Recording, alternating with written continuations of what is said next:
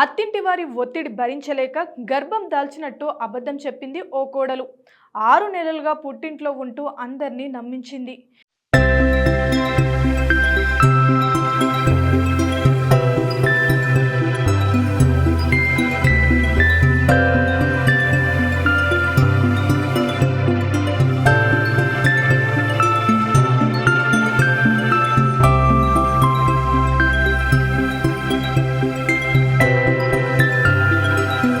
చివరికి ప్రసవం కోసం ఆస్పత్రిలో చేర్చడంతో నాటకీయ పరిణామాల మధ్య అసలు విషయం బయటపడింది.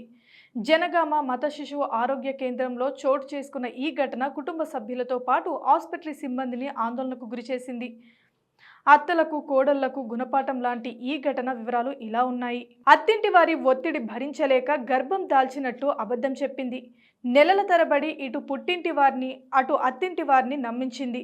9 నెలల వరకు బాగానే మేనేజ్ చేసింది.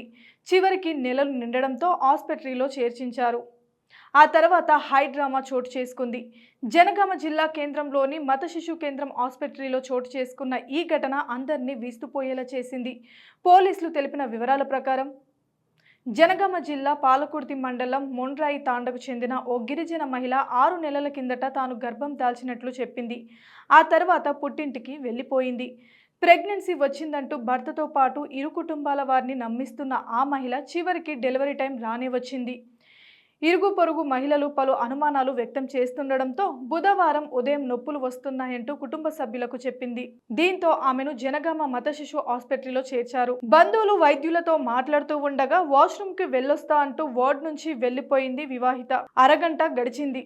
కుటుంబ సభ్యులు ఆందోళన చెందుతుండగా బాత్రూమ్ నుంచి బయటకు వచ్చిన ఆ మహిళ తనకు బాత్రూంలోనే డెలివరీ అయ్యిందని, శిశువు డ్రైనేజీలో పడిపోయిందని చెప్పింది. బాత్రూమ్ పరిసరాల్లో ఆస్పత్రి సిబ్బంది ఎంత వెతికినా అలాంటి ఆనవాలేమీ కనిపించలేదు. చివరకు అనుమానంతో ఆమెను తీసుకెళ్లి వైద్య పరీక్షలు నిర్వహించారు. అసలు గర్భవతే కాదని తేల్చారు. ఆ వార్త విని కుటుంబ సభ్యులు ఒక్కసారిగా అవాక్కయ్యారు. అందరినీ నమ్మించి మోసం చేసిన ఆమెను బూతులు తిట్టారు. వ్యవహారం తేడా కొట్టడంతో ఆస్పత్రి సిబ్బంది పోలీసులకు ఫిర్యాదు చేశారు. సదరు మహిళను స్టేషన్కు తరలించి ప్రశ్నించారు పోలీసులు. ఇంకా ప్రెగ్నెన్సీ రావడం లేదని, అత్తింటి వారి నుంచి వచ్చిన ఒత్తిడి తట్టుకోలేక ప్రెగ్నెన్సీ నాటకం ఆడినట్టుగా పోలీసులు విచారణలో ఆ మహిళ అంగీకరించింది. పోలీసులు ఆమెకి కౌన్సిలింగ్ ఇచ్చి కుటుంబ సభ్యులకు అప్పగించారు. ఈ ఘటనలో తప్పెవరిది?